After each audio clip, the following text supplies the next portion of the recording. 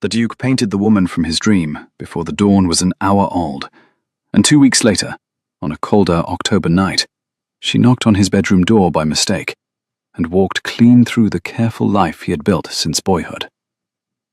That is the story, in one breath. The slow telling of it begins on the night the dream came. Theodore Ashby, the 9th Duke of Renholm, woke in the great curtained bed at Renholm Park, with the face of an unknown woman pressed onto his mind, the way a candle leaves a mark on a polished oak table. The fire had burned to copper coals. The clock on the mantel ticked with its usual patient cough. Outside, an owl asked a question of the moonlight and got no answer. None of that had woken him. The face had. A woman he had never met, drawn in his sleep with such steady precision that he could count the small dark mole at the hinge of her jaw, the very pale scar above one eyebrow, the chip in her front tooth that showed only when she almost smiled. He pressed his palms to his cold eyes. The face remained. It refused to blur the way dream faces blur. It waited at the inside of his eyelids with patient courtesy. Theodore, who had been told since the age of 12 that he was the most disciplined young man in 3 counties, did the only sensible thing he could think to do at 4 a.m.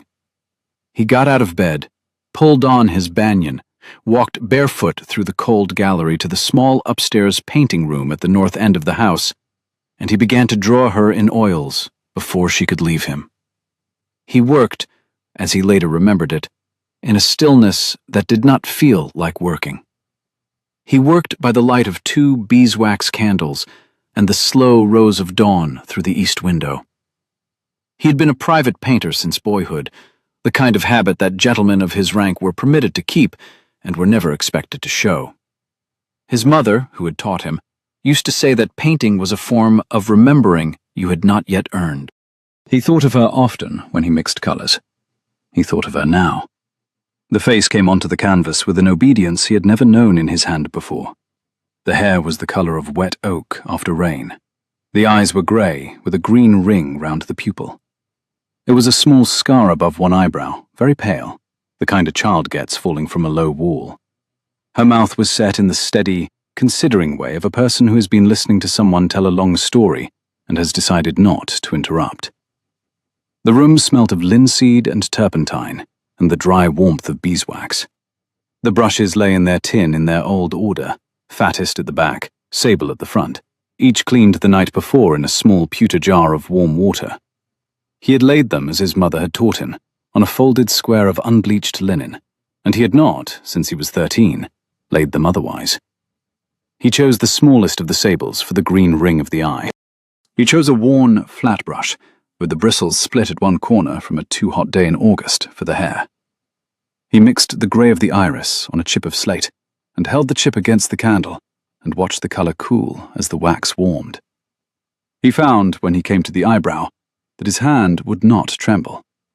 He had expected it to tremble. It did not.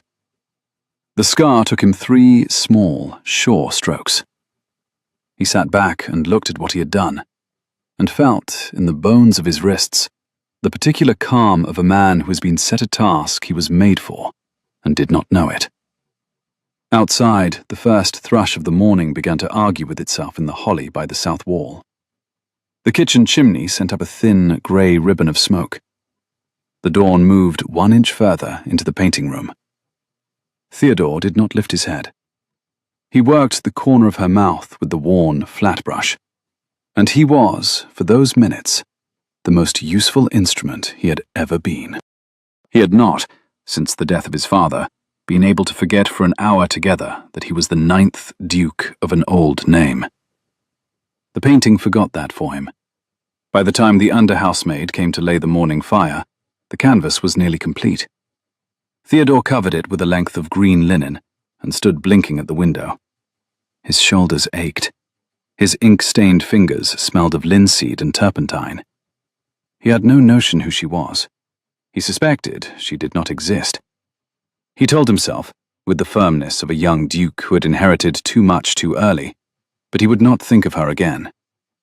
He thought of her for 14 days. He thought of her at the breakfast table on the second morning, when the toast tasted faintly of coal smoke from a flue that had needed sweeping since August. He thought of her on the 3rd, when the head gardener came in to ask about the planting of the new walnut along the South Drive, and he caught himself answering with the patience of a man considering a thing that did not concern him, very nearly. He thought of her on the 4th, when he rode out to the home farm and stood with his tenant, Mr. Loxley, by a fallen stretch of hedge, and listened to Loxley's quiet, slow speech about the price of hurdles. And he listened well, because he had been brought up to listen well. But the inside of his head was a small north room, with a green linen cloth and a face beneath it.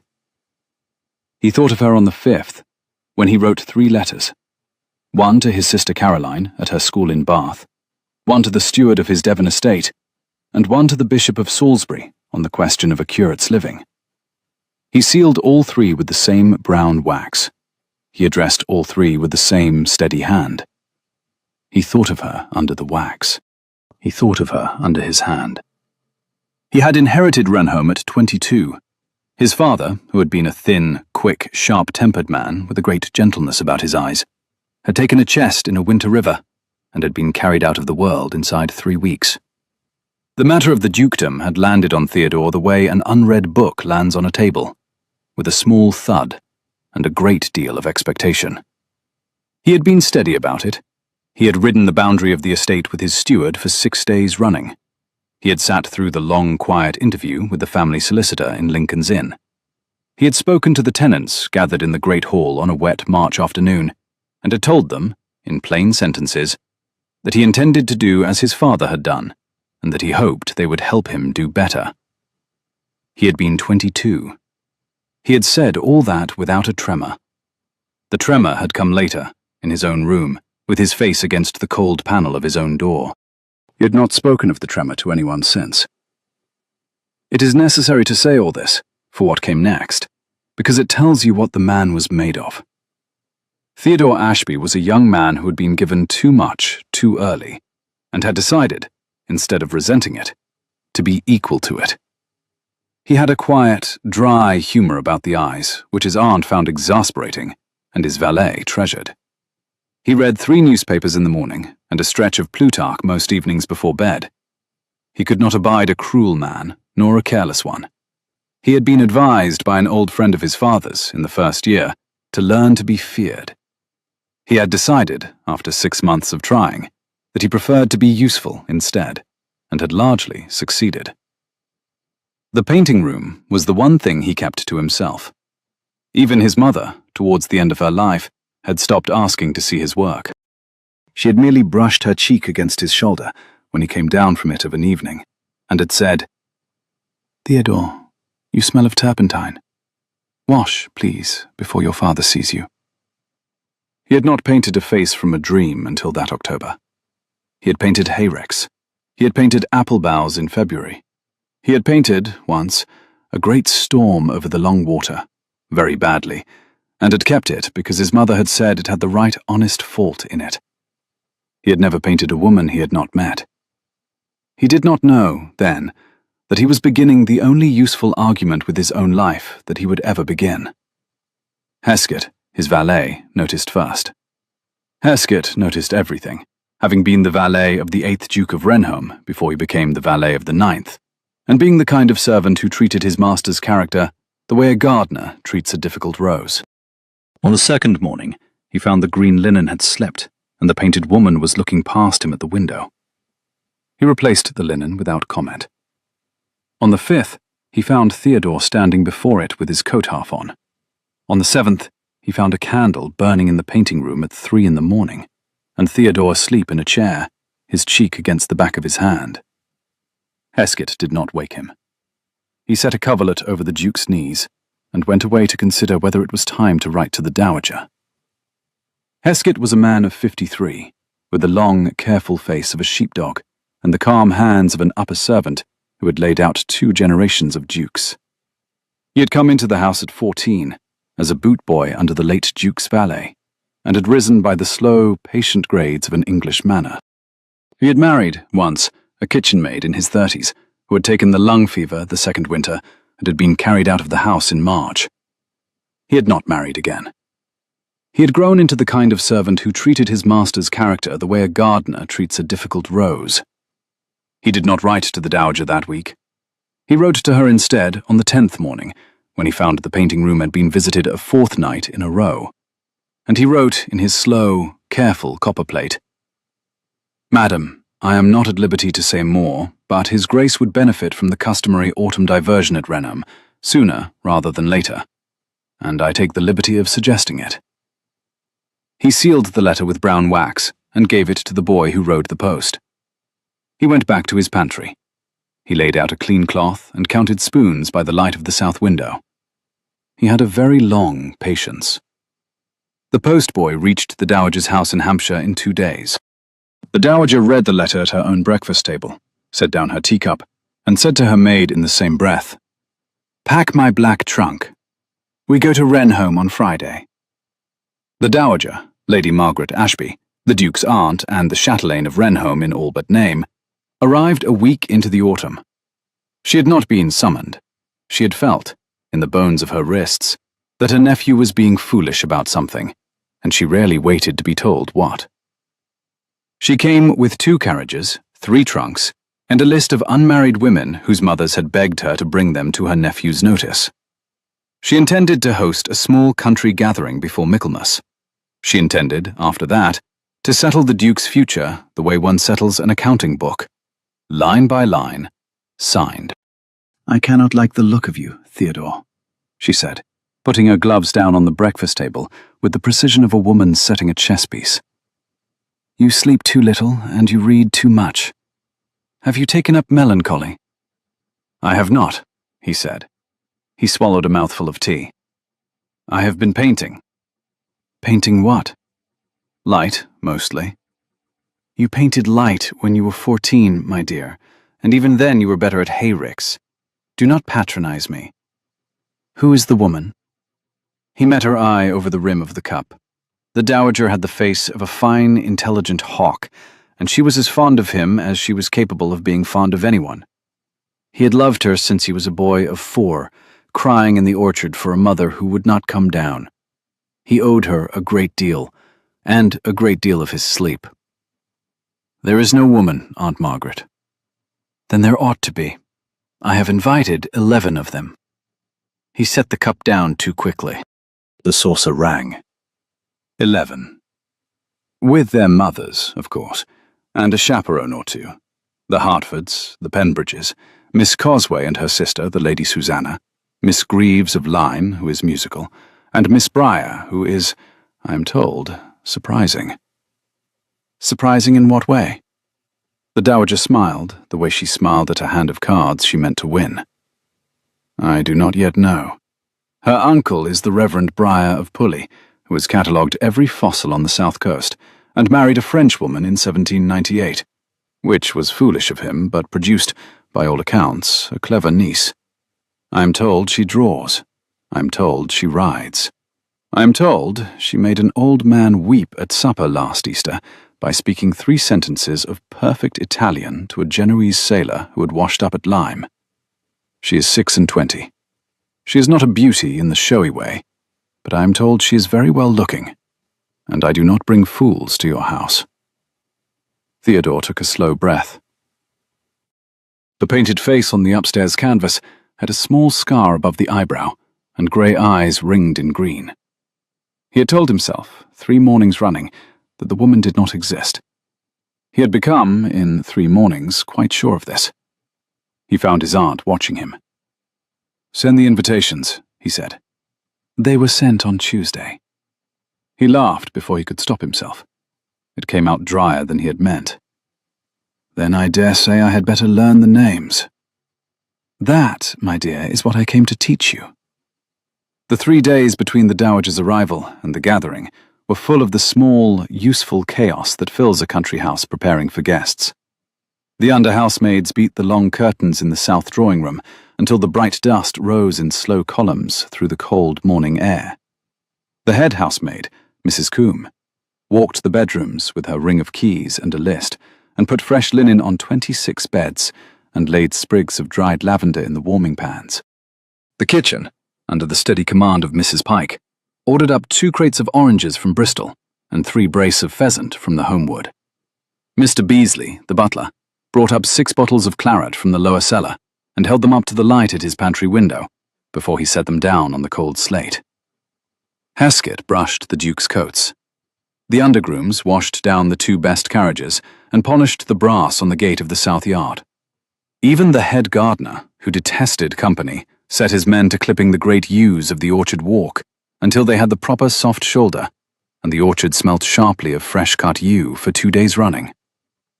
Theodore walked through his own house in this hum the way a man walks through a stream in summer, half present, half elsewhere, dry from the waist up and cool beneath.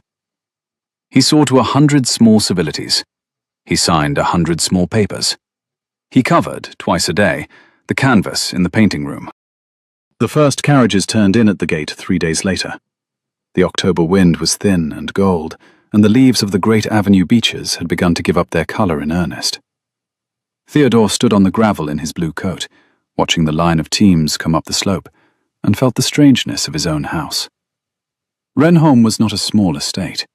It was a great pale block of Portland stone, 22 windows along the south face, a chapel to the east, a long water to the west, and woods on 3 sides.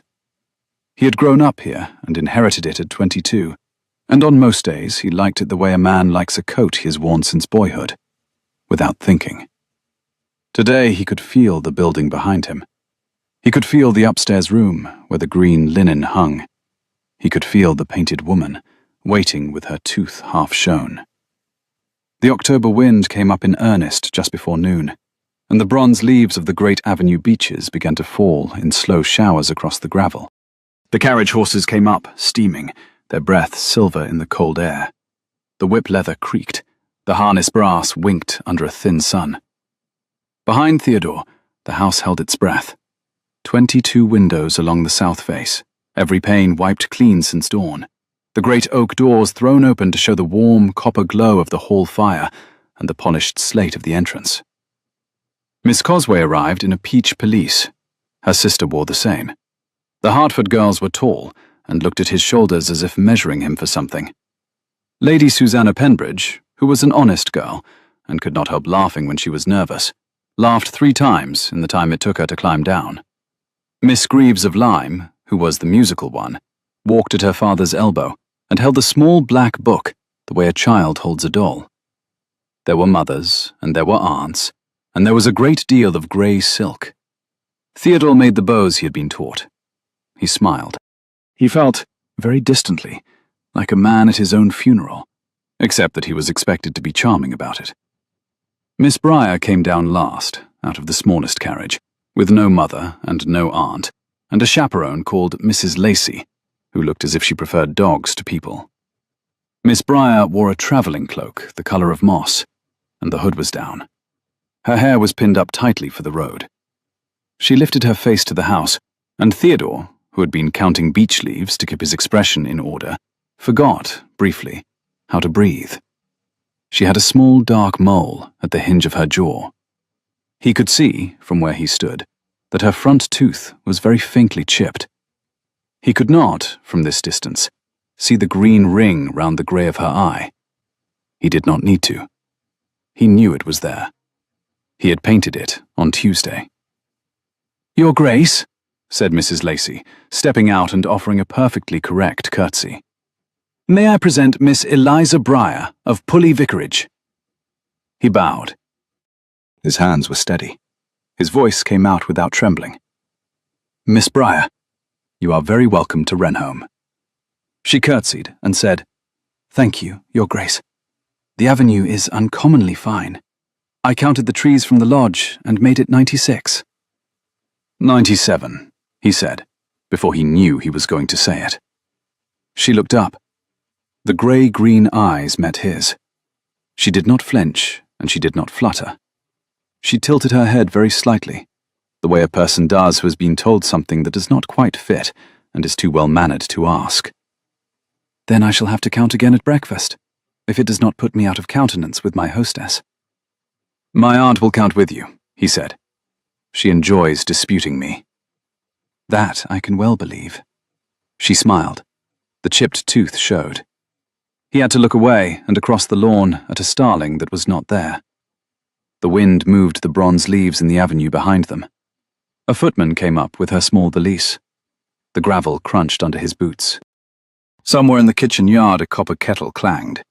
Mrs. Lacey's nostrils flared faintly at the cold. Eliza turned her face to the house and counted the windows on the south face with her grey eyes, very steadily, and Theodore knew, without watching her count, that she had made it 22 and was already filing the number away. There is a moment, in such gatherings, when a hostess has to choose where to put her chosen pieces. The dowager had chosen. She placed Eliza Breyer at the far end of the long drawing room, beside an east window with a view of the lawn, where the light at 4 o'clock fell with a generosity that was wasted on the other young women, but seemed, the dowager noted with a small, private displeasure, to land very kindly on a parson's niece in a moss-green gown.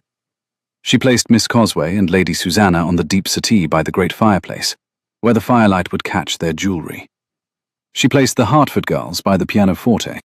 She seated the chaperones and the mothers at strategic angles. She set Mr. Hertford in the armchair nearest the brandy. She conducted the room the way a coachman handles a pair of greys. Theodore moved through the company as he had been taught. He spoke to Miss Cosway of her journey from town. He spoke to Lady Susanna of her father's health. He spoke to the Hertford girls about a horse he did not own. He bowed over Mrs. Lacey's gloved hand and asked her, very gravely, whether the chaperonage of Miss Breyer had given her cause to regret undertaking the journey. Mrs. Lacey, a grey-haired widow of 50, with the wrists of a woman who had spent her youth in a parish kitchen, looked at him steadily and said only, "It has given me no cause whatever to regret it, Your Grace. Miss Breyer is, in all respects, a person of credit to her uncle." She did not smile. She did not need to. Her plain, square face had a way of giving its yeses with no music, and they were the more reliable for it. Theodore inclined his head and moved on.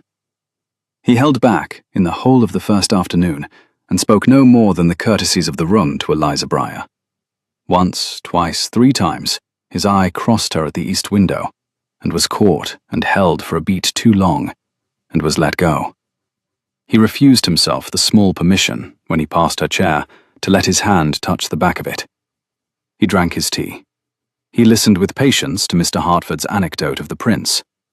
He went, when the company broke up at the dressing bell, to his own dressing room, and stood at the long window, looking down on the dusk gravel and the bare avenue, and the canvas above him in the painting room, and felt the shape of his own life shifting around him, like the slow turning of a great ship at anchor. The first 3 days of the gathering passed the way such days do. They walked the long water. They were shown the picture gallery. He did not take them to the painting room. They played cards in the evenings.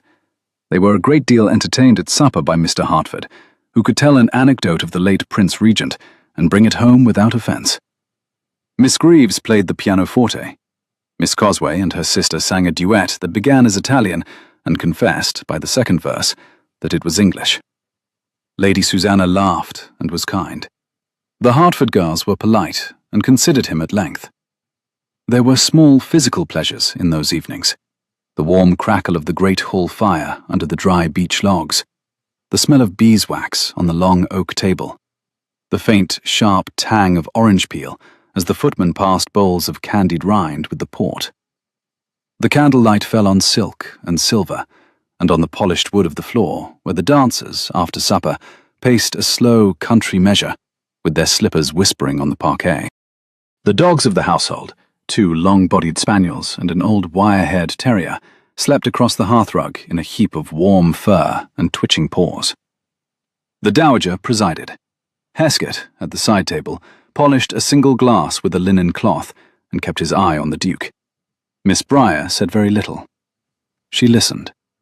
She had the listening of a person who collected what she heard, the way a beachcomber collects glass.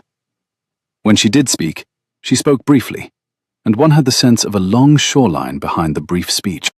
On the second night, when Miss Greaves had played a complicated Italian air and looked round for praise, Miss Breyer said, "That was the second of Cimarosa's, was it not? I have only heard it played as written. You added a hesitation in the third bar." I liked it. Miss Greaves, who had been steeling herself for the usual compliments, blushed almost to her hair. "You play?" she asked. "A little. I compose when I can be private. Not for company." Theodore, halfway across the room with a tray of sherry, set the tray down on the wrong table. His aunt was watching him. He took her arm at the end of the night, when the guests had gone up by candle, and said in a low voice that the painted picture had not been a coincidence, and he begged her to keep it private. The dowager, who had been a married woman and was a great aunt to 4 children and had buried 2 of her own brothers and 1 sister, said only, "Theodore, you are looking at me as if I might shatter. I am 64 years old and the daughter of a duke. I shall keep my counsel." He kissed the back of her hand. Her glove had been laid down on the table beside her, and her skin smelled very faintly of orange flower water, which she had used since he was a boy. He had kissed that hand at his confirmation, at his entry into Oxford, at the chapel door on the morning of his father's burial, and on no occasion since. He found his throat tight. "But my dear," she added very softly, "you must be sensible. She is the niece of a country parson. Her dowry is not large. You have a duty to the name, and I have invited you 11 women on its account. I cannot pretend this is convenient." "I have not asked you to pretend anything." "Then you have not yet asked, and I am giving you fair warning." The fire in the great hall had burned to copper coals. Heskett was waiting at the foot of the south stairs with a small candle, as he had waited for the Duke's father at the foot of this same stair for 30 years before. He did not speak. He inclined his head. He went up behind Theodore in the small, careful pace of an old servant, and at the door of the bedchamber he took the Duke's coat and his neckcloth and his cuffs, and laid them on a chair as he had laid them on every other night of the past 9 years. And he set down the candle on the side table, and he wished his master a quiet good night. He went up to bed at 1 in the morning. He did not visit the painting room. He could not bear that night to face the canvas. He lay on his back and looked at the underside of his own bed curtains, and tried very hard to remember the face of every woman he had met since he was 20, in some order, and could not. He could remember Eliza Brier's voice, however, with humiliating clarity, saying 96 trees. Sleep for Theodore that night was a country he could not enter.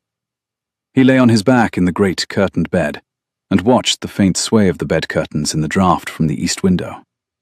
The fire in his grate had been built up by Heskett before he had come up, and had settled into a steady red working under a small, bright blue flame, and the room held the warm, dry smell of beechwood and the cold under-smell of October beyond the window. He turned on his side. He turned on his back. He put his arm over his eyes. He thought of his sister Caroline at school, of the letter she had sent him in September, in which she had described, in 17 close-written lines, the precise dress she should like for her come-out, and which had ended with the careful afterthought, "I hope, dearest brother, that you are not lonely. I think of you in October." He had laughed when he read it, at the 17 lines, and had wept after, at the afterthought, with the small, ashamed weeping of a man of 27 who has been told the truth by a child of 16. He thought of his father, who, in the year before he was carried off, had said to him at this same window, "Theodore, you will marry for sense, or you will marry for affection, but you will not marry for a portion. I have seen it done. It hollows a house." He thought of his mother, who had married for affection at 21 against the express wish of her own father, and had been, by every account that had ever reached him, the happiest woman in 3 counties for the 11 years of her marriage, and who had, after his father's burial, faded, as Heskett put it, the way a candle fades that has not been replenished. He had not slept above a few hours when the knock came. It was a small knock, and not at all confident, and it came at the door of his own bedchamber. He thought, for an absurd second, that it was Heskett with the morning fire, but the fire had burned to nothing, and the room was very cold, and Heskett did not knock so quietly. He got out of bed, pulled his banyan round his shoulders, and went to the door. The corridor candle had guttered. Eliza Breyer stood in the dimness in a wrapper and a shawl, holding a small candle of her own in a brass dish. Her hair was loose and the colour of wet oak. Her feet were in slippers. She looked at him with the face of a person who had been crying very recently and had decided not to mention it. The chipped tooth was hidden. The mole at the hinge of her jaw was very plain. "I beg your pardon," she said. Her voice was steady, but only. "I have lost my way." He could not answer. He stood looking at her with his hand on the door jamb and his banyan half on, and he understood, with the calm finality of a man recognizing his own coat on the wrong peg, that he had painted her, and she had walked to him. She lowered her candle. She must have read something on his face that he had not meant to show, because the steadiness of her voice cracked a very little. "Your Grace," she said, "I am most dreadfully sorry. I thought this was the East Passage." "You are in the South," he said. His voice came out as if he were speaking from the other end of a long gallery. "2 staircases over." "I had been writing," she said, with the careful politeness of a guest who is determined to give an account of herself. "I could not sleep. I went for a glass of water. The footman who showed me down had gone to bed, and I took the wrong turning at the picture gallery. I did not mean to knock on a door at this hour. I thought it was Mrs. Lacey's. I beg you to forgive me." "There is nothing to forgive." She managed a small, formal nod. She turned.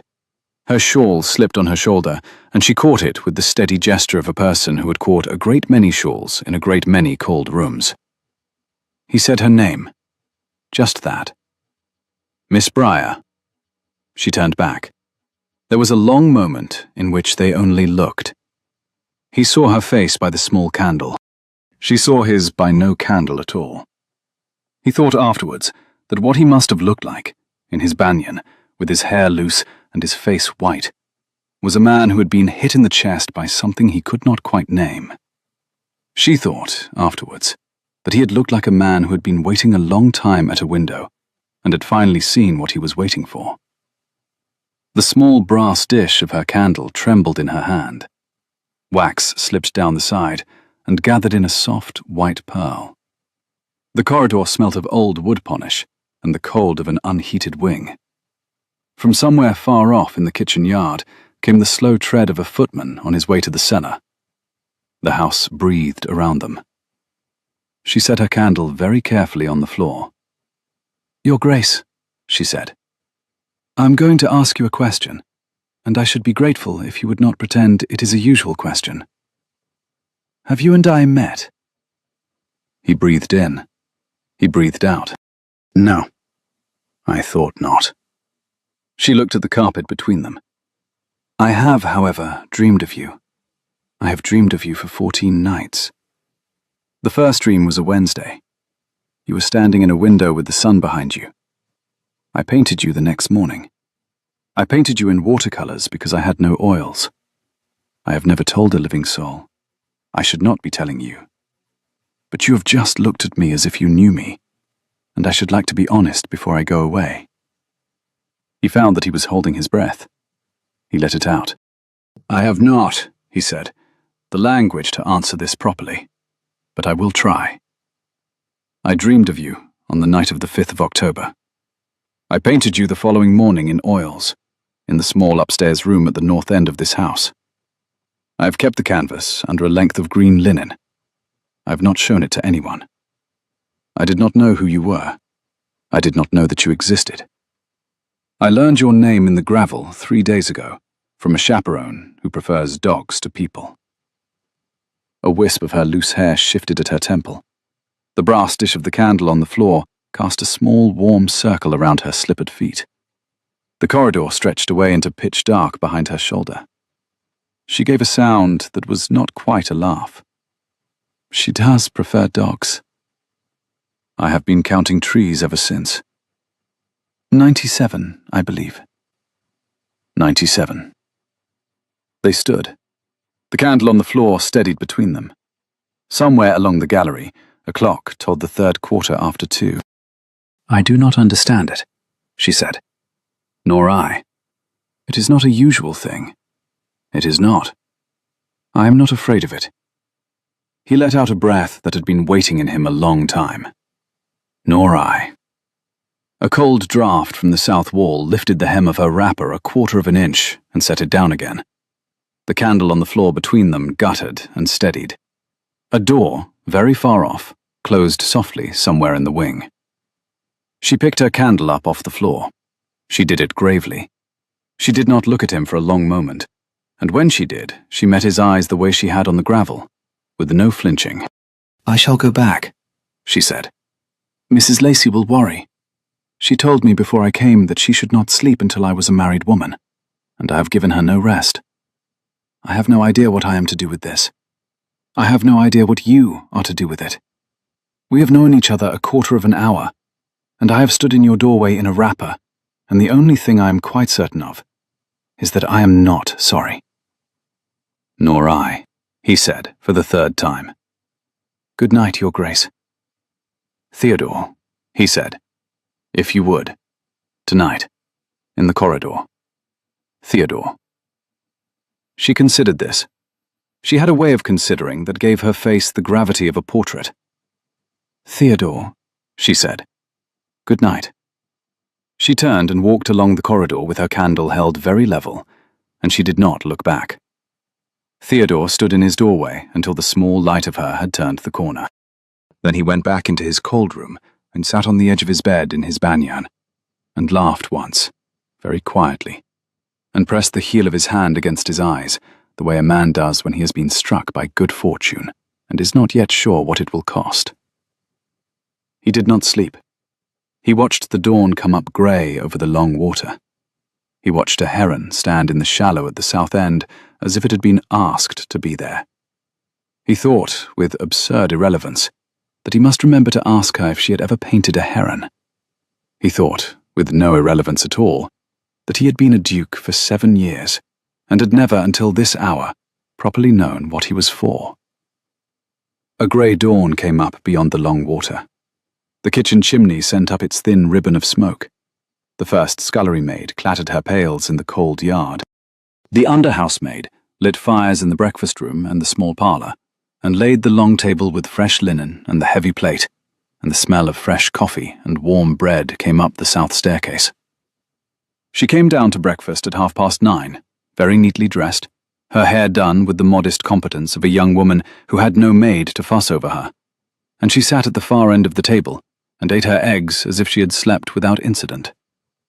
Theodore, who had been schooled to be civil at all times, found himself civil to everyone but her. To her he was only formal. He could not bear to risk anything. The dowager watched both of them and ate her toast with both hands. "Miss Briar," said the dowager, in the unhurried voice that had ended marriages and started two. "I am told you draw."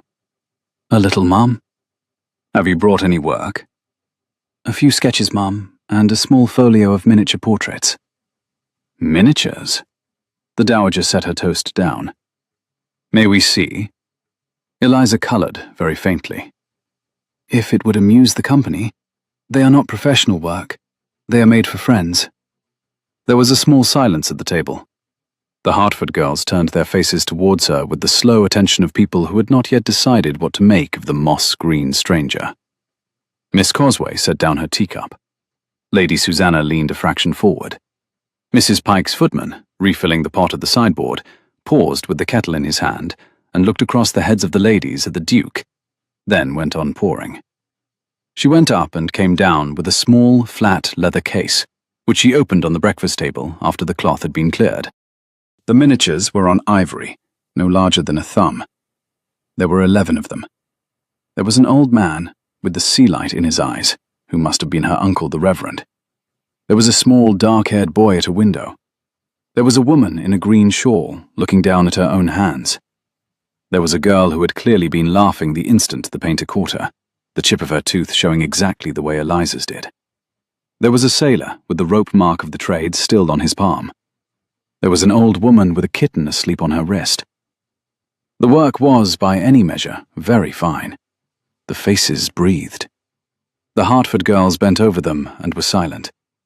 Miss Greaves of Lyme picked up the boy in the window and said, after a long moment, "Goodness." Theodore, who had been keeping a careful distance, came to the edge of the table.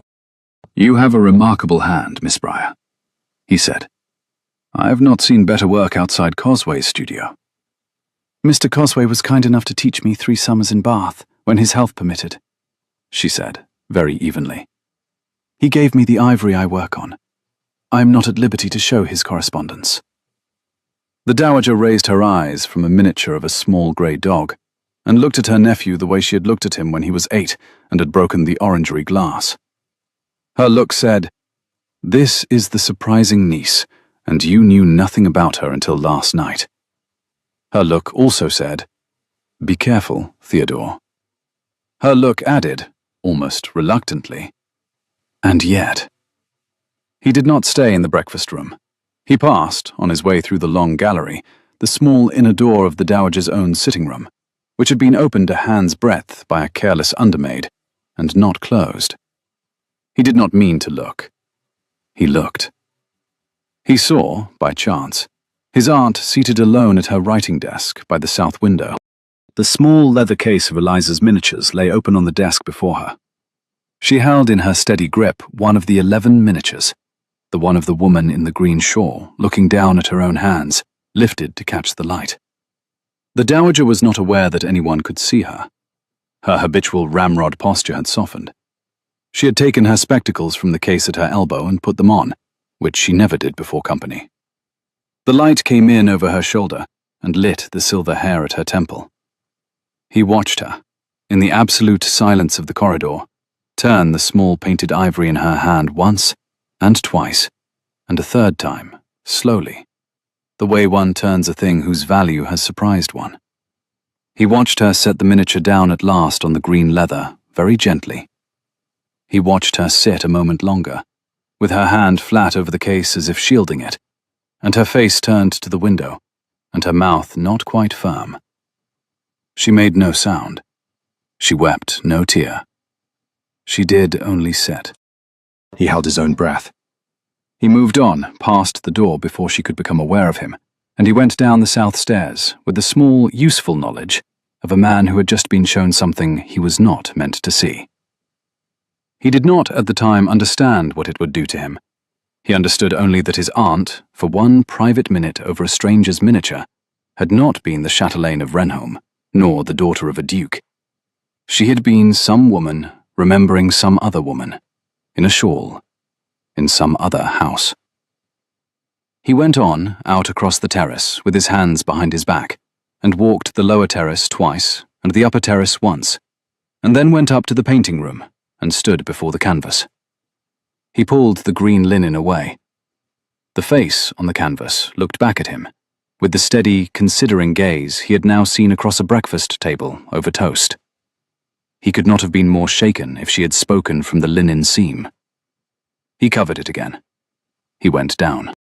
He found Eliza Briar reading in the long library, alone, with her finger marking the place. The library smelt of leather and old paper, and the faint, pleasant tang of the slow-burning logs in the grate. A long window at the south end let in a strip of pale October sun that lay across the floor in a yellow bar. A small dust danced in the bar. She did not start. She turned a page and finished the sentence she was on, the way a woman does who is at home in a room. "I should like to show you something," he said. "It is not, I think, a usual thing to show. I should like to show it nonetheless." She set the book down very carefully. "Yes." The back staircase smelt faintly of damp stone and beeswax.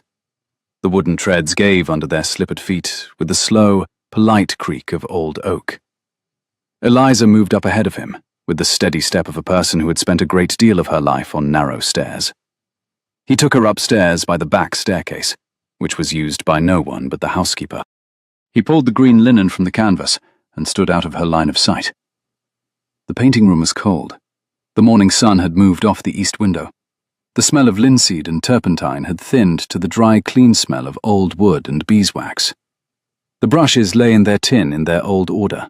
The chip of slate where he had mixed the grey iris that October dawn lay on the small folding table by the wall, the colour cooled to a dull pewter. She made no sound at all. She walked round the canvas. She walked back. She stood for a long time at the place from which the eye of the painted woman looked out. She put one hand to her own jaw, very lightly, at the place of the mole. "You painted my chipped tooth," she said. "I painted it the morning after the 5th of October. I had the colour of your hair wrong. I had it the colour of wet oak in the rain. I see now it is darker at the temple than I made it. It is wet oak in the rain in the autumn. In the summer it is fairer. I shall make a note." She gave a soft, broken laugh, and then she did not laugh. She kept her hand at her jaw. "Theodore," she said, and that name in the painting room sounded utterly different from the name in the corridor. "I painted you in watercolour. I have it in my smaller case, beneath my hairpins. I will show you when we go down. We are not mad. I refuse to be mad. We are something else. I cannot name what we are, and I will not pretend, before I am 26, to understand my own bones. I have not been pretending to understand mine for a fortnight. 2 of us, then. 2 not pretending." She turned to face him. The light from the small north window of the painting room fell across her cheek and lit the green ring of her iris. The faint scar above her eyebrow was very pale. He could smell, at this nearness, the lavender water she used, and the cold of the back staircase still clinging to her cloak. "My uncle taught me, when I was 13, that there are facts in the world for which we have not yet earned the words. He would say, 'Do not be frightened by what you cannot name. Be courteous to it. Look long. Make notes.' Your uncle is a sensible man. He is the most sensible person in the south of England. I should like to meet him. He should like to meet you. He does not approve of dukes on general principle. He may be persuaded in the particular." She covered the painting again with her own hands, gently, the way she might have laid a cloth over a sleeping infant. She turned and went down the stairs ahead of him without a word, and at the foot of the stairs she went one way and he went another, and at the door of the long library she looked back over her shoulder and said only, "Tonight, after supper, the orchard. If your aunt asks, tell her you are showing me the russets." "There are no russets in my orchard." "Then we are both lying. I shall meet you there." The dowager did not ask. The dowager watched. At supper she put Eliza at the far end of the table, beside an elderly cousin from Wiltshire who was deaf in one ear, and she put Miss Cosway and Miss Greaves at her nephew's right and left, and she conducted the conversation with the steady authority of a coachman keeping 6 horses to the road. Theodore did everything that was required of him. He talked of the harvest. He laughed at Mr. Hartford's anecdote of the prince. He praised Miss Greaves's playing. He did not look at Eliza Briar, and Eliza Briar did not look at him. And twice in the course of the meal his aunt's eyes found his with the particular calmness that meant she had decided to fight him. The dinner ran very long. The fire in the great hearth threw a steady warm light onto the polished oak of the table and onto the cool silver of the cutlery. Mrs. Pike sent up a brace of partridge in a claret sauce, a saddle of mutton, a dish of forced asparagus, 3 sorts of jelly, a pyramid of small white pears, and a Stilton cheese laid out on a vine leaf. The conversation went steadily under the dowager's hand. Theodore answered when he was spoken to. Eliza answered when she was spoken to. They did not speak to each other. After supper he went to the orchard. The night was cold, with the small, clean smell of frost not quite arrived. The grass along the terrace gave faintly underfoot. A fox barked once in the lower wood, and went silent. Theodore could hear the slow lap of the long water against the stone of the bathing step. He could hear his own pulse at his ear. The moon was 3 nights from full, and laid a silver track across the lawn. The orchard lay south of the kitchen garden, behind the yew walk, where the ground sloped down toward the long water. It was full of old apple trees, that the head gardener insisted were the same trees that had stood there in his grandfather's time. The October moon was 3 nights from full, and the leaves were thick under his boots. Eliza was there before him, in a dark cloak, her hood up against the dew. "You did not bring a lantern," he said. "I should be a poor secret if I did." He took her hand. It was cold. He set it inside his coat against his own ribs to warm it, and she did not pull away. They stood under an apple tree that had been there for 60 years. "I cannot offer you anything in form before I have spoken to my uncle," she said. "I shall write to him tonight. He will reply within 3 days. He is not a fast man with a pen, but he is a reliable one. I should also tell you, before we go any further with each other, that I have very little money. I have my mother's ring, and her piano, and a folio of miniatures, and the better part of £300. I have an opinion or two. I have a fault."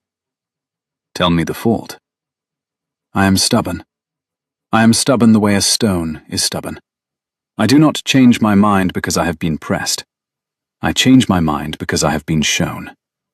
My uncle says it is the only useful kind of stubbornness, but it is exhausting in a wife. I have been told my fault since I was 12, he said. I am too disciplined. I do not laugh enough. I have been told it by my aunt, by my valet, and by the head groom, in that order. I should like to learn to laugh more. I think I have begun this week. I have heard you laugh once.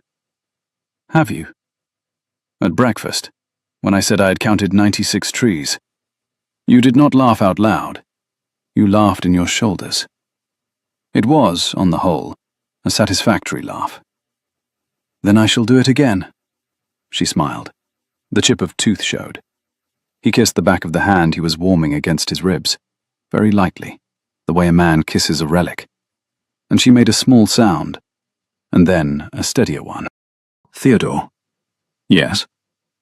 I should like to be courted. I should not like to be married next Tuesday. Nor I. I should like to be courted for a season. I should like to meet your tenants. I should like to see your stables and your kitchens. I should like to be sure of you in all weathers before I am bound. You shall have all the weathers I have. They stood under the apple tree until the dew began to settle on their hair, and they did not kiss, although they came near it once, and they did not need to. He took her back to the house by the side gate. He delivered her to Mrs. Lacey in the small parlour. Mrs. Lacey looked at him with the unblinking patience of a woman who had spent 30 years watching young people make decisions. He inclined his head. He went up to bed. Dawn came up cold and clean. The frost on the lawn lay in a thin, glittering crust. The east window of his bedroom was rimmed with a faint white tracery of ice. The fire in his grate had gone to grey ash. He woke at 5 and went to the painting room and painted, for the first time in his life, his own face from memory. He found he did not know how he looked. He found, after some time, that he had painted a man with rather more humour about the eyes than he had ever thought he had. He set the canvas beside the canvas of Eliza. He covered them both with the green linen. He went down to breakfast. The dowager was up before him. She was sitting in the small breakfast room with the post in 2 neat piles in front of her. The fire was very high. Theodore knew before he sat down that there was going to be a fight. "Theodore," she said, "sit, please. I shall be brief." He sat. "You are in love with Miss Briar?" "Yes." "You have decided you are going to court her?" "Yes." "You have not spoken to me about it." "I am speaking to you now." She poured him his coffee. She set the pot down with great precision. "I have, as you know, the deepest affection for you. I have stood as a mother to you since you were 4. I am asking, before I say anything more, that you remember the position from which I speak. I am not your enemy. I am the woman who taught you to ride your first pony, and I am the woman who held your hand at your father's interment, and I am the woman who sat with you the winter you had the lung fever, and would have been carried off if Heskett and I had not taken it in shifts. I remember. Good. Now, listen to me. Miss Briar is a very fine young woman. She is gifted.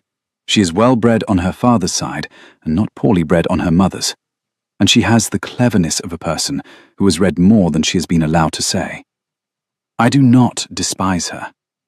I have spent 4 mornings observing her and 3 evenings speaking with her, and I find her, in herself, Remarkable. I should be delighted to know her as a friend in this house. But you are the 9th Duke of Renham.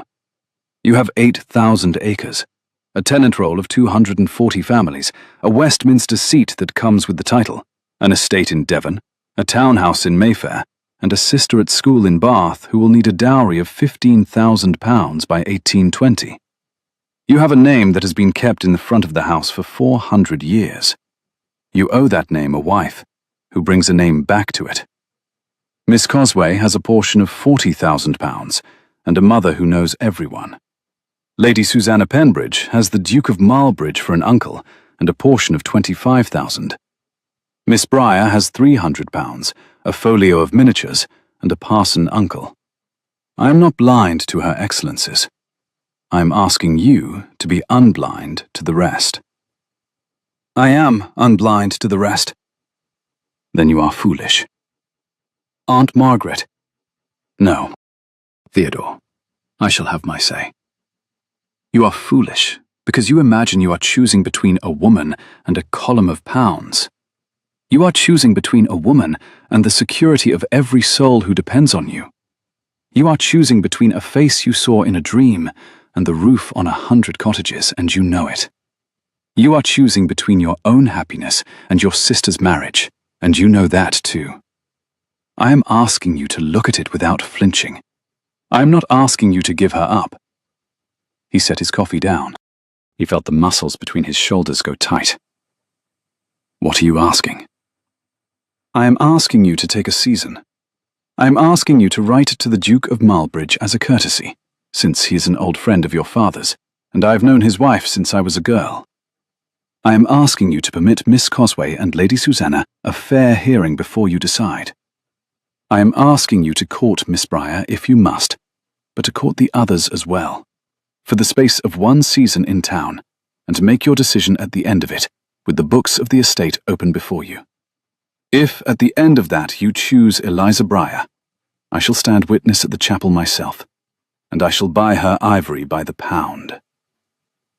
And if I refuse, you will not refuse. I refuse. She closed her eyes. She opened them. She did not raise her voice. Then I shall be sorry for you. I shall be sorry for your tenants. I shall be sorry for your sister. And I shall, when I am in town next spring, hear nothing said in your favour, because there will be nothing favourable to be said. You will not stand against me. I will not stand for you, Theodore. There is a great difference. He stood up. He put his serviette down on the table. He felt, with the clarity he had not felt since he was 17 and had refused to enter the church, that the room had turned 3 degrees colder. I love you, he said. I love you, and I shall not be moved on this. He went out. The terrace was cold. The sun, when it came out from a long grey cloud, struck the wet flagstones and lifted a small steam from them. The long water lay still as a piece of slate. The heron stood at the south end on one leg. The wind moved his hair. He walked along the long water for an hour. He met Heskett at the bench near the south gate, who had been pretending to mend a stirrup, but had clearly been waiting for him. Heskett did not speak. He handed Theodore a small flask of brandy, set it on the bench, and walked away. Theodore did not drink. He held the flask against his palm and watched the heron, and tried to think. He thought of his father, who had been carried off when Theodore was 22, by a chest taken in a winter river, and had left him 8,000 acres and a long list of opinions. He thought of his mother, who had taught him to mix colours, and had followed her husband out of the world before Theodore was 25. More, the doctors said, from grief than from any settled sickness. He thought of his sister Caroline at school in Bath, who was 16 and silly and dear, and would need £15,000 by Christmas of next year. He thought of the tenants. He thought of the cottages with their new slate, paid for last spring, and the wages of 14 footmen, 11 maids, 3 coachmen, the head gardener, the under gardeners. He thought of the pew in the chapel where his mother had sat. He thought of his aunt, whom he loved. He thought of Eliza Breyer laying her hand to her own jaw at the place of the mole. The flask sat warm in his palm. The brass cap caught the cold light. The heron at the south end of the long water lowered his other leg and stood on two for the first time in an hour, then folded one again. A coot piped from the reed bed. The wind shifted to the west. He went back to the house at noon. He spent the afternoon with the estate books. He did not see her until dinner. At dinner, she was placed once more at the far end of the table, between the deaf cousin and a curate. She gave no sign. The dowager was in her usual chair at his left. Miss Cosway was at his right. He was pleasant to Miss Cosway. He found, with relief that surprised him, that she was a kind girl, and not at all a foolish one, and that he liked her very much, and would never be in love with her. He told her, when the meal was over and the ladies were leaving, that her singing had been a great pleasure. She blushed and was grateful, and did not push for more. The dowager watched and said nothing. The house slept around them. The long clock in the hall struck the 11:45 as he passed it on his way out, with the slow, patient tick that had measured his boyhood. The garden door at the south end was kept on a single bolt at night, drawn back by the head footman before he himself went up. Theodore slid it noiselessly and stepped out into the cold. The frost was not quite settled yet. The yew walk smelt sharply of fresh cut. He went down the path without a lantern by the memory of his own feet. He met Eliza by the orchard gate at midnight. He did not have a lantern. She did not have a candle. The moon was nearly full now, and the apples were dark on the trees. "My aunt has put it to me plain," he said. "She will not bless this. She will not work against me, but she will not stand for me. She has asked me to take a season in town, and consider the rest before I decide." "What did you say?" "I said I refused." "Theodore, I will not be moved." She put both her hands on his arms. Her palms were cold even through the wool of his coat. She held him as a person holds a stubborn child by the elbows.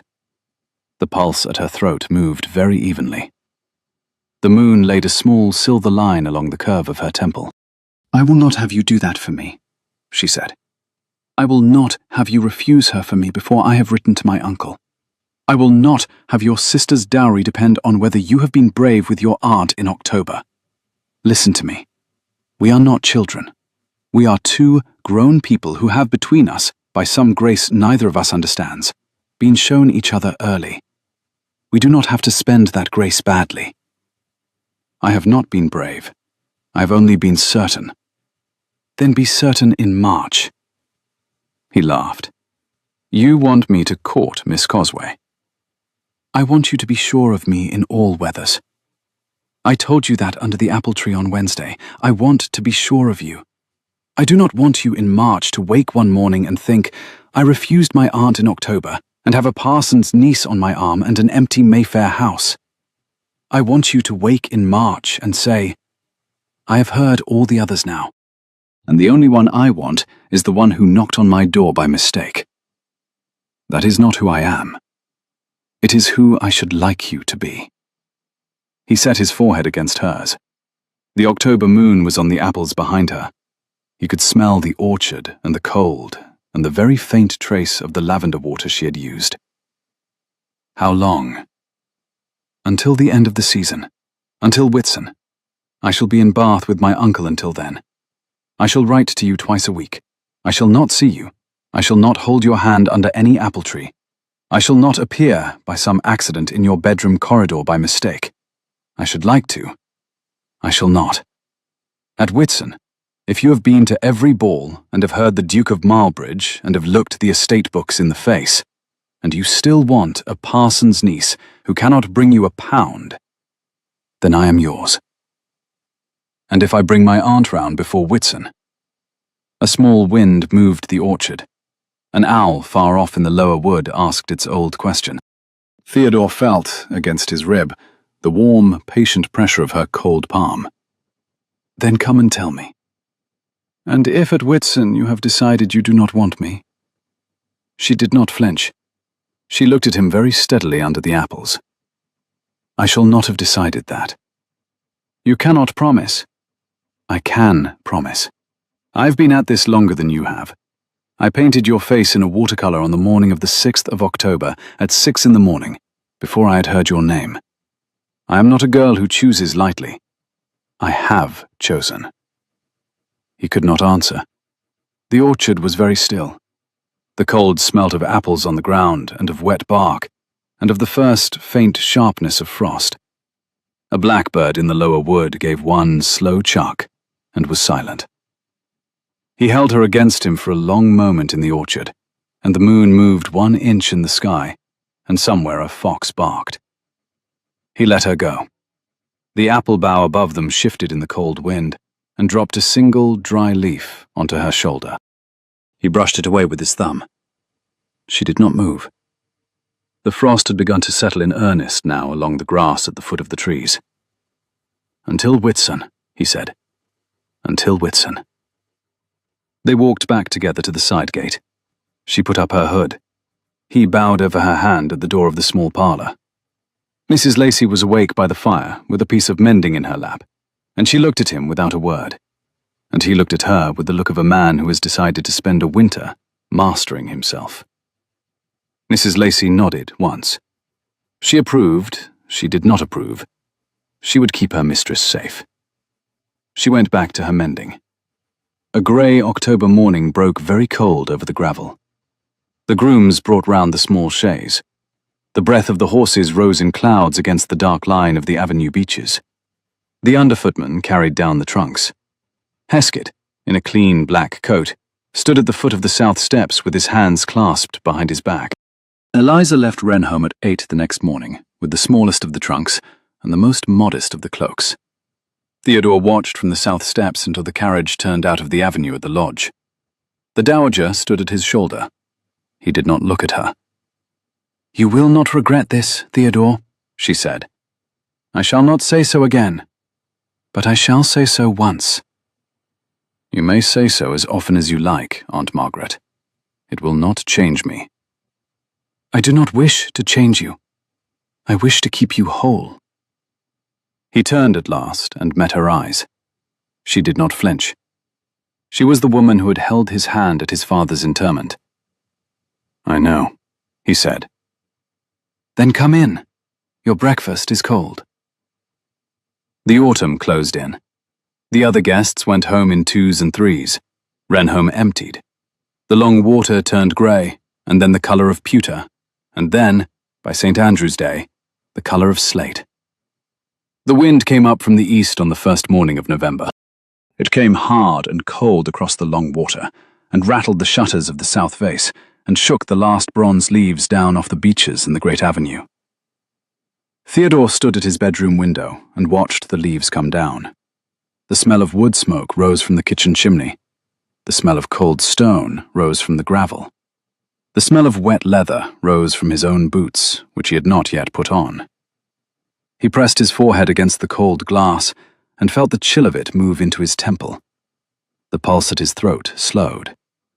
He missed her with the sharp, particular ache of a wound that has not yet decided whether to heal cleanly or to leave a scar. He missed her in his hands first, the way a man misses a brush he has set down in another room. He missed her at his shoulder. He missed her in the small, chipped tooth he had painted in oil in the upstairs room.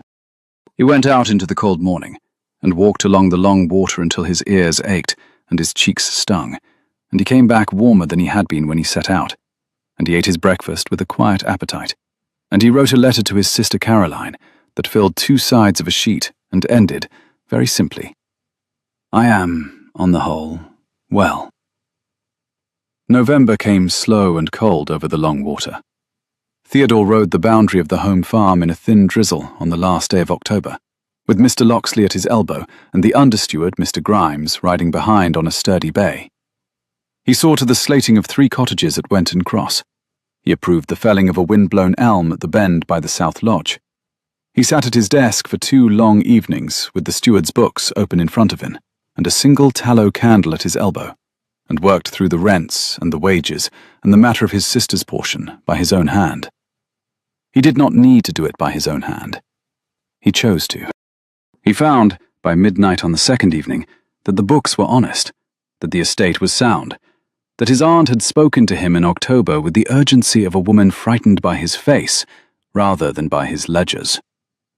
He set the books down. He went to bed with a great calm in his chest. He failed, that night, to dream of Eliza Breyer. He dreamt instead, with absurd vividness, of his father, walking the long avenue at dusk, with one hand on the head of a black retriever, and woke at 5 not sorrowful, but quiet, as if a long sentence had been finished in him properly at last. Theodore went up to town the second week of November. The townhouse in Mayfair had been kept on a holding establishment of 3 servants and a steward through the autumn, and on his arrival, the housekeeper, Mrs. Fenton, lit fires in all 6 receiving rooms and aired the bedrooms, and produced, by some quiet miracle of management, a hot supper of mutton and turnips on a clean cloth at 7 o'clock on the very evening he arrived.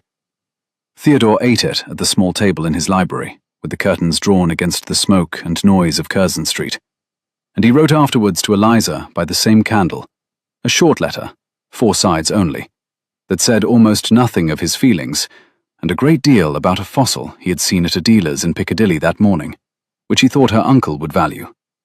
He signed himself, with proper modesty, "Yours always, Theodore." He sealed the letter. He gave it to the night footman at 11:30 for the morning post. He climbed the cold staircase to his bedroom with a candle. He slept well. He took his seat in the house. He attended the dinners. He danced with Miss Cosway twice, and with Lady Susanna twice, and with the Hertford girls once each, and he was polite to all of them, and a friend to several. And he was not in love with any of them, and they were all of them too well bred to pretend otherwise. The ballrooms of that winter ran together in his memory afterward as one long room. The cold tile of an entrance hall, the warm smell of beeswax and powder, the slow press of silk against silk on the staircase, the bright twang of a violin tuning, the small dry rasp of the master of ceremonies announcing arrivals. He felt at all of them the strange double consciousness of a man whose body was in one room and whose heart was in another. He bowed, he smiled. He led his partners through the slow figures of a quadrille with the same patient care he used in choosing a horse. He came home each night to his cold townhouse and ate cold beef in his library and slept badly and woke at dawn and wrote 3 lines to Eliza on the writing desk by the window. He sent the lines by the night post. He kept, in the end, every one of his appointments. The streets of London that winter were thick with the smoke of sea coal and the rattle of the iron-tired drays on the cobbles. The Thames was a great grey sliding mussel below Westminster Bridge. The squares of Mayfair smelt of damp stone and horse and of the small wood smoke from the railed gardens where the lamplighters came out at 4 in the afternoon with their long brass poles, and the green twilight came up early. Theodore walked. He walked because he could not be still. He walked from Curzon Street to St. James's by way of Piccadilly and back by Pall Mall in the slow dusk, with his hands behind his back under his caped coat. And he watched the lamps come on, one after another, and the wet pavement gather and double the light.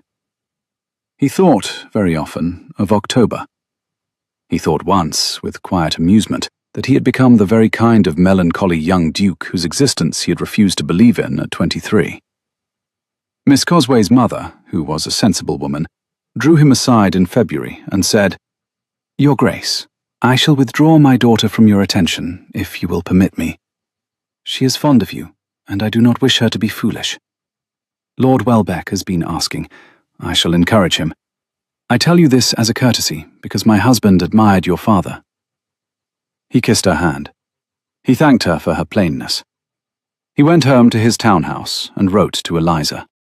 The Duke of Marlbridge, whom his aunt had wished him to consult, was an old man of 74, with white whiskers, and a careful affection for Theodore that had been inherited, like the rest of Marlbridge's possessions, from his own father. Theodore went to see him in his townhouse in Berkeley Square on the 3rd Tuesday of December. Marlbridge received him in a small, wainscoted room with the fire built high, and they sat across from each other in two old leather chairs with a decanter of port between them on a low table. Marlbridge listened. Marlbridge listened the way old men listen who have been bored by drawing-room politics for 40 years and have learned to spot the rare, honest sentence on a young man's face. Theodore set out the case. He said the woman was a parson's niece. He said her portion was £300. He said she drew miniatures of an excellence he had not seen outside Cosway's studio, and that her uncle had catalogued half the fossils on the south coast, and that her chaperone, who was no flatterer, called her in private a person of credit. He said his aunt had asked him to consider the rest, and that he was considering it. He said he was in love. He said the word plainly, without theatre, the way another man might say, "I have a fever." Marlbridge nodded. He drank his port. He poured Theodore another glass. "You are very like your father, Theodore," he said at last. "He came to me in this room when he was 28, and he sat in that very chair, and he told me he was in love with a woman who had no money and a difficult sister and a great deal of opinion. I told him then what I shall tell you now. I shall not advise you against her. I shall advise you only this. A great estate is not yours, my boy. It is yours in trust. Your wife must be equal to that trust. If your Miss Briar is so, by your honest reckoning of her, then marry her with my blessing, and tell your aunt that an old man in Berkeley Square has set his hand to the choice. If she is not equal to it, then in 3 years, when the first hard winter comes and 100 families want bread, you will both be sorry. I do not think you are a fool. Decide as you would decide on the price of a hurdle, with your eyes open." Theodore did not speak for a moment. He thought of Eliza's hand laid against her own jaw at the place of the mole. He thought of her face above the miniatures on the breakfast tablecloth. "She is equal to it, sir." "Then there is nothing more to say. Bring her to me at Whitsun. I shall give her tea. I shall be insufferable to her for a quarter of an hour, to see what she is made of. After that I shall sign my name in your registry as a witness, and I shall settle a small thing on your second daughter, if it pleases God to send you a second daughter. Go home." Theodore went home. He spoke to his sister Caroline at the Christmas holidays. She had been sent up from Bath by the school, under the chaperonage of a Mrs. Tuke, who fell asleep in the carriage at Maidenhead, and woke only at Hyde Park Corner. Caroline, at 16, was a thin, tall girl with the family bones, and a startling new dignity she had acquired in the course of one Bath winter. She had been told by the Dowager, in a private letter she did not yet know Theodore had read, that her brother was contemplating an unwise marriage. She had read the letter twice. She had folded it. She had said nothing. She had spent the carriage journey thinking. She walked into the library of the townhouse on the second day of Christmas, with her hands folded at her waist and her chin set, and she said, "Theodore, I should very much like to be told the truth, and I should rather you did not soften it. I am a sensible person." He had laughed at her, because he loved her, and he had then told her the truth, without softening it. He had told her of the dream, and the painting, and the corridor in October. He had told her of the bargain. He had told her of the Dowager's letter. He had told her, last, that he intended to keep the bargain, and that he would not be moved. Caroline sat for a long moment with her hands folded in her lap and her eyes on the fender. Then she said, "I should like to meet her at Whitsun. I should like to write to her in the spring.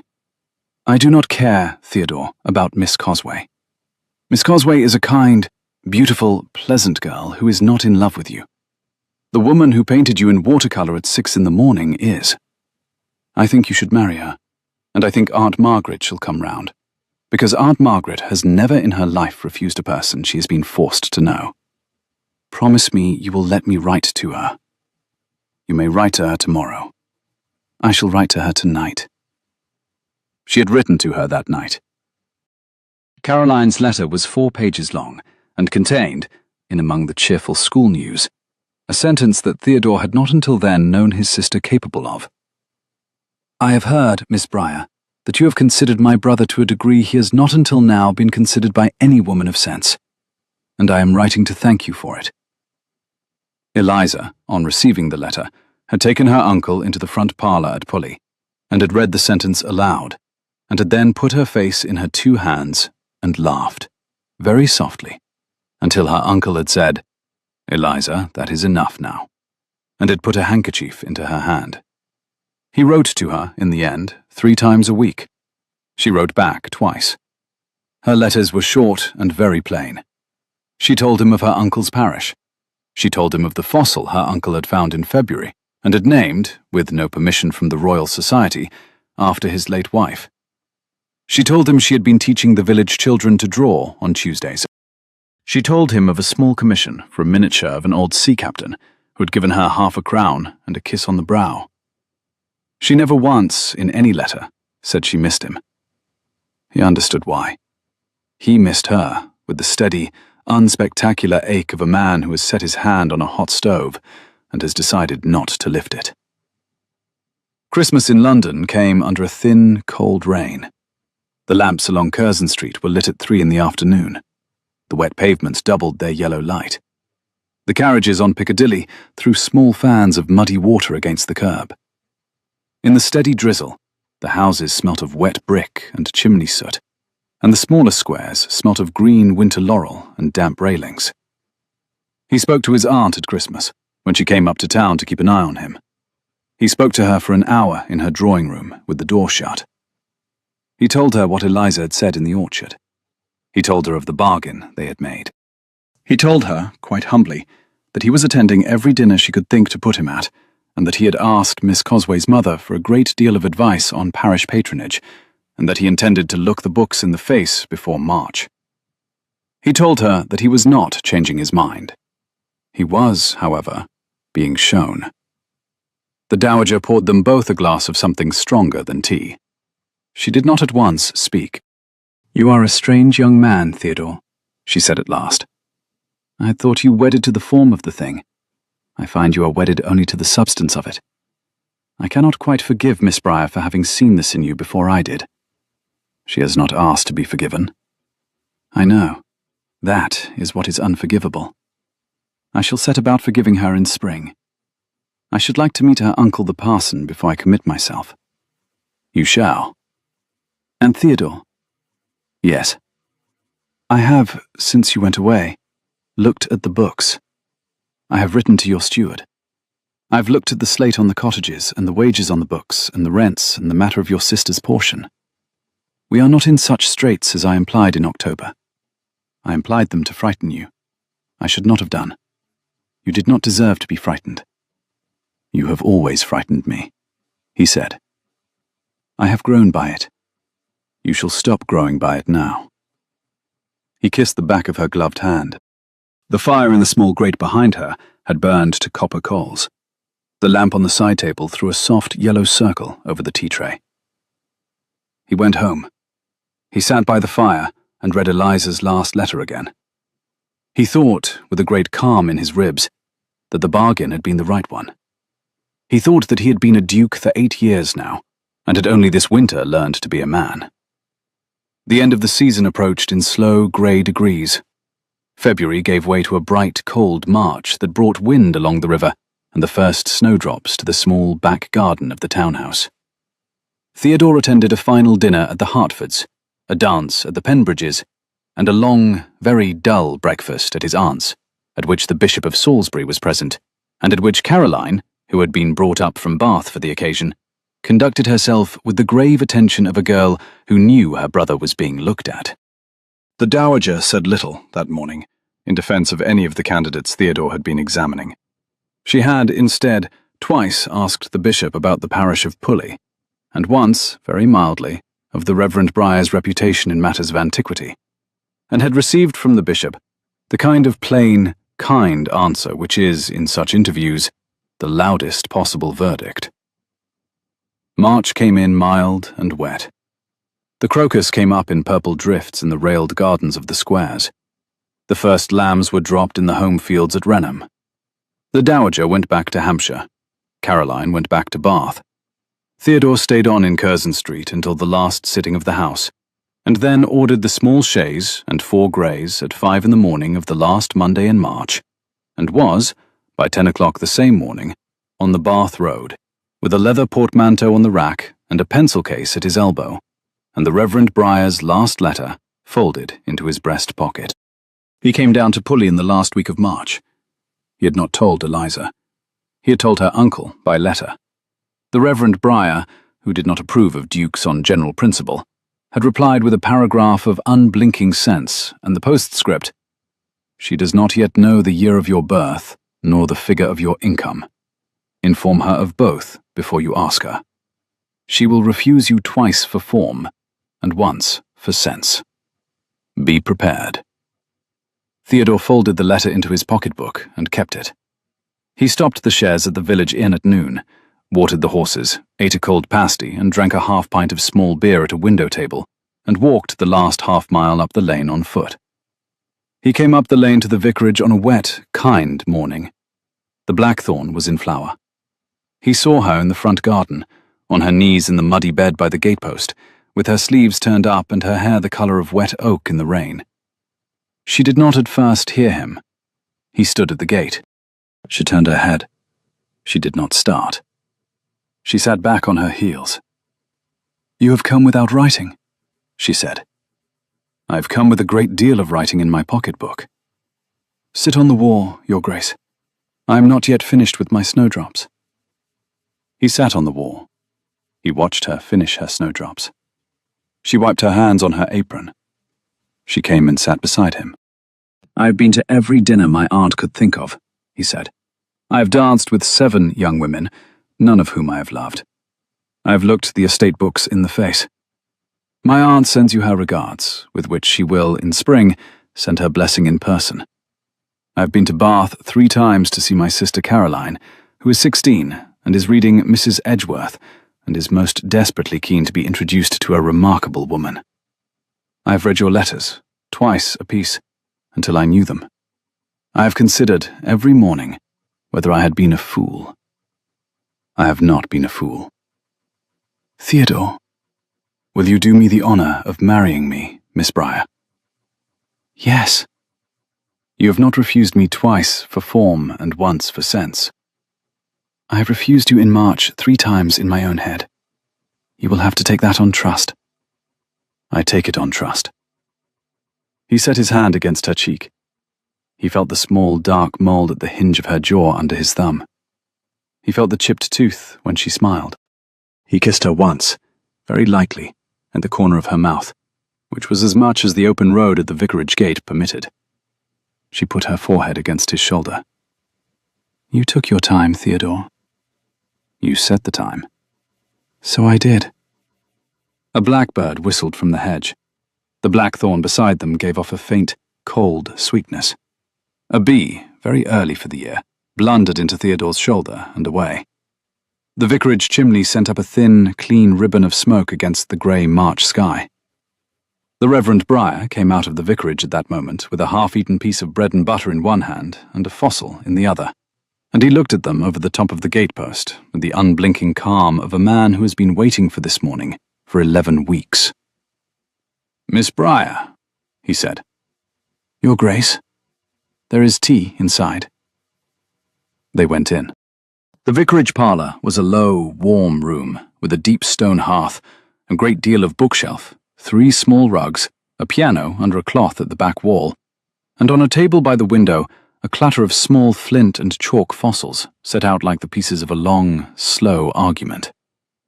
The Reverend brewed tea in a brown pot. He cut bread. He did not flatter. He asked Theodore 3 questions about the estate, 2 about the chapel at Wrenholme, and 1 about the bishop. He listened to the answers. He set the teapot down again and looked at his niece, who was standing at the window with her hands behind her back and her colour very high. "Well, Eliza," he said, "you have decided." "I have." "And you, Your Grace, have asked." "I have, sir." "Then we have nothing further to dispute. I should like to write to your aunt directly, if you will permit me. I should like to meet her at Whitsun. I should like to see your chapel. I should like, if it is not impertinent, to be told the proposed marriage settlement before the lawyers are called in, since my niece is, on her mother's side, the natural heir to a small parcel of orchard at Lyne, that I do not propose to let into the hands of any gentleman without an opinion of my own about it. Yes, sir. Good. Pass the butter. Theodore passed the butter. He felt, with the small bright humour that had been growing in him since October, that he had been examined by an old man in a cassock with more candour and more affection than by any man of business he had ever sat with in Lincoln's Inn. He liked the parson. He thought he might come to like him a great deal. The dowager came down to Pulley at Whitsun, as she had promised. She came in her own travelling coach, with a small leather case that contained, among other things, a folded paper she had not shown her nephew, and which she did not produce until she had sat with the Reverend Briar in his parlour for the better part of an hour, and had been brought a cup of tea by Eliza in the second-best china. She had unfolded the paper then. It was a settlement of £1,000 in the funds, in trust for any second daughter Theodore and Eliza might have, and the Reverend had looked at it for a long moment without speaking, and had then said, "Madam, you are very kind. The first daughter shall manage." The dowager had smiled at him, the first real, unhostile smile of her acquaintance with the south of England, and had set her cup down. She had said after a moment, "Mr. Briar, I should like to begin again. I have, in October, used my voice against my nephew's choice. I should now, in June, like to use it for him. I shall be glad if you will permit me to be useful to your niece." The Reverend, who was a man for whom a plain apology was the most welcome currency in the world, had said only, "Madam, you are quite welcome to her. We have raised her between us. We shall share her, I trust, with a free hand." They had shaken hands on it, like two old foxes meeting at the edge of a quiet wood. The week of the wedding was warm and dry. The hawthorn was out in great white drifts along the lanes. The bees worked the lime trees in the vicarage garden until the air under them was a low, golden hum. Eliza spent the 3 mornings before her wedding sitting in her uncle's parlour, finishing a miniature of her grandmother on a small chip of ivory, with the warm wind moving the lace curtain at her elbow, and Mrs. Lacey on a low stool in the corner, mending a fine linen handkerchief. The vicar sat at his table by the window, cataloguing a tray of fossils, and from time to time read aloud a sentence from a book on the conchology of the Dorset coast, and waited for his niece to laugh, which she always did. The wedding was held at Pulley in the second week of June, in the small parish church, with the dowager in the front pew, and Caroline in a new bonnet, and the village children scattering snowdrops they had pressed since March between the pages of their drawing books. The church was small and old, with whitewashed walls and a single dark beam across the roof, and the morning light came in slanted and warm through the leaded panes of the east window. The smell of fresh hay rose from the floor of the porch. The smell of lime came in from the blossoming trees outside. The bell rope hung a slow length down by the chancel arch. The village had laid the aisle with new rushes. Heskett gave Theodore the ring. Mrs. Lacey gave Eliza her bouquet. The Reverend Briar married them with 3 sentences more than the book required, and a postscript he had clearly written himself. Theodore could not afterwards have repeated the postscript. He had been looking at the chipped tooth. There was a small wedding breakfast in the vicarage garden, on trestle tables under the lilac, where the village had brought, by their own initiative, baskets of cold pies and jugs of small beer, and a single great pyramid cake the squire's wife had baked. Eliza walked between the trestles with her hand on Theodore's arm, and stopped to speak to every cottager and to every child. The village children gave her, in slow turn, the snowdrops they had pressed between the pages of their drawing books since March, and she set them in her bouquet until there was no more room, and then she gave them back to the children to keep. Caroline, who had been brought down from Bath, was beside herself, and danced twice on the grass with the tenant farmer's son, who afterwards, 50 years later, told his grandchildren about the day a duke's sister had danced with him in a churchyard at noon in June. The Reverend Briar gave a short, unsentimental toast in praise of his niece's stubbornness. The dowager gave a shorter, sentimental one in praise of her nephews. The bishop, who had ridden over from Salisbury and was a man of long good humour, gave a third in praise of Patience, and the company cheered him with such goodwill that Hesketh, standing in the back row in a clean black coat, was for the first time in his service seen by another servant to laugh. They went home to Wrenholme. The carriage took the road by way of Salisbury and Winchester, with the small chaise behind and the dowager's coach behind that, and the kitchen cart following with Mrs. Pike and a basket of cold pies. The chestnut trees along the road were in full leaf and threw heavy green shade onto the dust. The sky was a high, pale June blue. Eliza kept her hand in Theodore's the whole of the first stage. She kept her eyes on the long line of fields running past the window. She told him, in the small voice of a woman saving a thought she had been keeping a long time, that she had thought, on the morning of the 6th of October, when she finished her watercolour, that she would never tell any soul about it. He pressed her hand and looked at her without speaking. The carriage rocked. The dust came up off the road in slow gold curls. He thought, with the small private humour she had taught him in October, that he had become a man who knew when to keep silent in a moving carriage. The journey home took 2 days by easy stages. They slept the first night at a clean inn at Stockbridge, where the landlady, who had been told by her ostler that there was a duke in her small parlour, brought up with her own hands a hot pie and a pot of stewed apples and a jug of cream. Eliza ate her supper at a small deal table, with her sleeves turned up against the heat of the fire, and her hair just beginning to dry from the rain. Theodore watched her over the rim of his cup. He did not speak. He was, for a long quarter of an hour, the most contented man in the south of England. The October dream did not come back. He did not expect it to. He had only needed it once.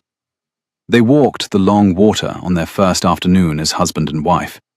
The light was the warm yellow light of late June over still water, and the slow current at the south end laid small silver ripples against the stone of the bathing step.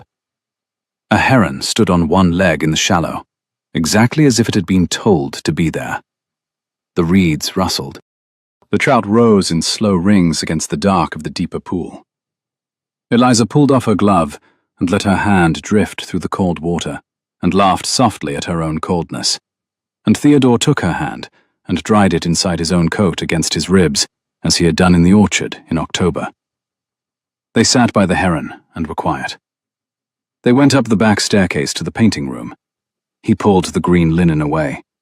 She stood for a long time, and then she pulled the green linen away from her own canvas, the one she had carried from Pulley, wrapped in 2 woolen blankets, and they set them side by side. 2 faces in oil and watercolour, painted by 2 hands in 2 parishes on 2 mornings, looking at each other across nothing at all. "We shall keep them here," she said. "We shall keep them here. And one day, when we are very old, we shall show them to a granddaughter of ours, and we shall say, 'This is the night I knocked on your grandfather's door by mistake, and this is the morning he had painted me already.' And we shall tell her that there are facts in the world for which we have not yet earned the words." He laughed at her shoulder, in his shoulders, the way she had liked. "I have heard you laugh twice now," she said. "I shall do it again." She turned her face up to him. He kissed her properly, in the painting room, with both canvases watching. The fire in the small grate behind them crackled once and settled. Outside, in the great avenue of beeches that he had once counted to 97, the late spring wind moved through the leaves with a sound like a long, kind sentence ending well. They stood there a long time. Then they went down to supper, and the dowager rose at her place to greet them, and the long table was warm, and Hesketh bowed at the door, and Wrenholme, the great pale block of Portland stone with 22 windows along the south face, kept them, as it had kept his father's, and as it would keep, for many quiet years, the steady habit of their happiness.